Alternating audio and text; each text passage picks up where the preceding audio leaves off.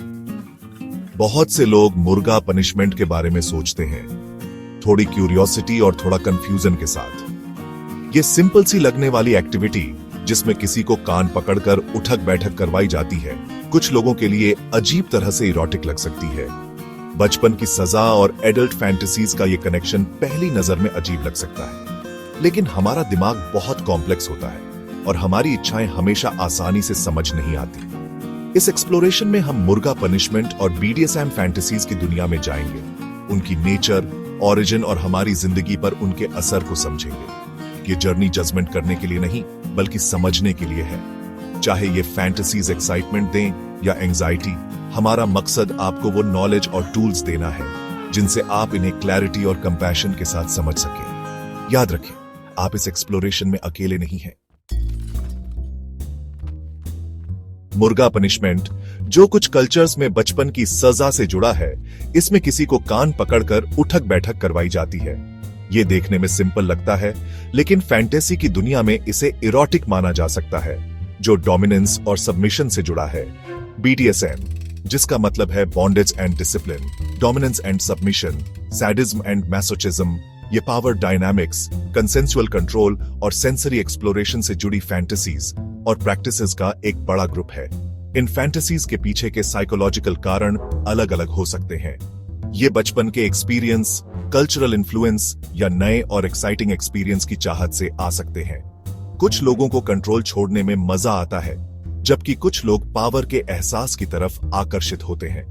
इन इच्छाओं की जड़ को समझना जिम्मेदारी से आगे बढ़ने के लिए जरूरी है।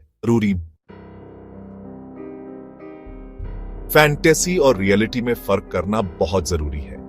मुर्गा पनिशमेंट या बीडीएसएम थीम्स के बारे में फैंटेसी करना अपने आप में गलत नहीं है।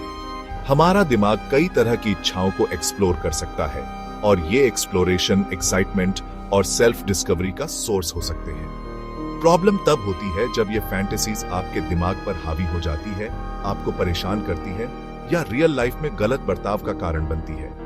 अगर आप इन फैंटेसीज में इतने खोए रहते हैं कि आपकी डेली लाइफ, रिश्ते या मेंटल हेल्थ पर असर पड़ता है, तो प्रोफेशनल हेल्प लेना जरूरी है। एक थेरेपिस्ट आपको इन फैंटेसीज की जड़ समझने और हेल्दी कोपिंग मैकेनिज्म डेवलप करने में मदद कर सकता है। याद रखें, फैंटेसी एंजॉय करने और उसे अपनी जिंदगी को कंट्रोल करने देने में फर्क होता है। कॉग्निटिव बिहेवियरल थेरेपी या सीबीटी घुसपैठिए विचारों और फैंटेसीज को मैनेज करने के लिए एक पावरफुल टूल किट देता है। सीबीटी लोगों को नेगेटिव थॉट पैटर्न्स को पहचानने और उन्हें चैलेंज करने में मदद करता है और उन्हें ज्यादा बैलेंस्ड और रियलिस्टिक विचारों से बदलने में मदद करता है। मुर्गा पनिशमेंट या बीडीएसएम फैंटेसीज के मामले में सीबीटी इन विचारों से जुड़े शेम या गिल्ट को कम करने में मदद कर सकता है। जैसे एक सीबीटी थेरेपिस्ट आपको इन फैंटेसीज से आपकी बेचैनी के कारण पर सवाल उठाने के लिए कह सकता है। क्या ये सोशल स्टिग्मा की वजह से है, बचपन के एक्सपीरियंस की वजह से? अपनी बेचैनी के सोर्स को समझकर आप उन बिलीफ्स को चैलेंज करना और बदलना शुरू कर सकते हैं। याद रखें, आपके विचार फैक्ट्स नहीं है और आपके पास उन्हें बदलने की ताकत है। सेक्शन 5, ईआरपी, उर्गेस के लेब्रिंथ को नेविगेट करना। एक्सपोजर एंड रिस्पांस प्रिवेंशन या ईआरपी सीबीटी के साथ इस्तेमाल की जाने वाली एक और असरदार तकनीक है। इस अप्रोच में आपको धीरे धीरे अपनी फैंटेसीज के ट्रिगर्स के सामने लाया जाता है, एक सेफ और कंट्रोल्ड एनवायरनमेंट में, बिना किसी कंपल्सिव बिहेवियर में शामिल हुए। इसका मकसद समय के साथ इन फैंटेसीज से जुड़ी एंजाइटी और ऊर्ज को कम करना है। उदाहरण के लिए, अगर कुछ इमेजेस या सिचुएशन आपकी फैंटेसीज को ट्रिगर करती है, तो आपका थेरेपिस्ट आपको धीरे धीरे इन ट्रिगर्स के सामने ला सकता है। एक कंट्रोल्ड सेटिंग में बार बार एक्सपोजर के जरिए इन ट्रिगर्स से जुड़ी एंजाइटी धीरे धीरे कम हो जाएगी और आप अपने रिएक्शन पर कंट्रोल पा लेंगे। सेक्शन 6, क्रिएटिव डाइवर्जन, एनर्जी को चैनल करना, बैलेंस ढूंढना। थेरेपी घुसपैठिए फैंटेसीज को मैनेज करने के लिए जरूरी टूल्स देती है, लेकिन अपनी लाइफ में फन और क्रिएटिव डाइवर्जन शामिल करने से आपकी वेलबीइंग और बेहतर हो सकती है।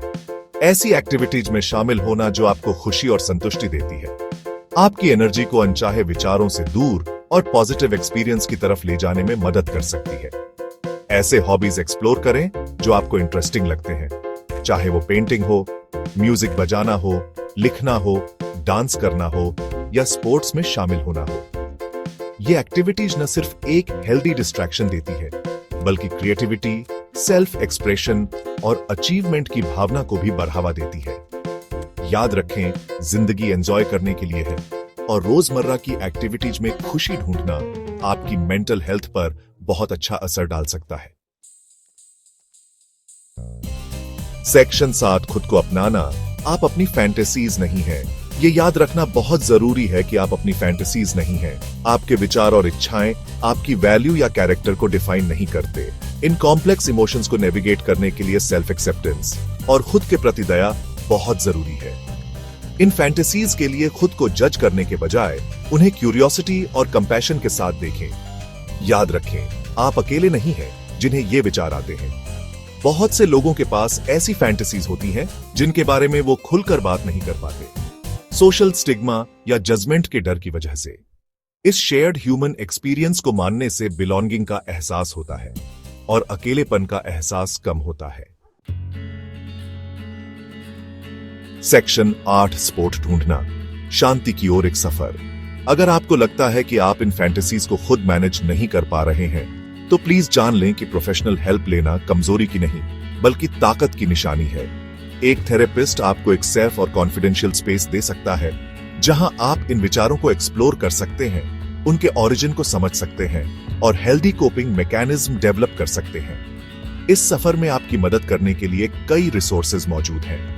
अपने डॉक्टर, मेंटल हेल्थ प्रोफेशनल या किसी भरोसेमंद दोस्त या फैमिली मेंबर से बात करें। याद रखें, आपको इससे अकेले नहीं गुजरना है। सपोर्ट और गाइडेंस मौजूद है और रिकवरी मुमकिन है। सेक्शन 9, शांति पाना। अपनी कॉम्प्लेक्स इनर वर्ल्ड को स्वीकार करना। अपनी फैंटेसीज, खासकर उन फैंटेसीज को समझने और स्वीकार करने का सफर जो टैबू या अजीब लग सकती है, चैलेंजिंग हो सकता है, लेकिन यह सफर करने लायक है।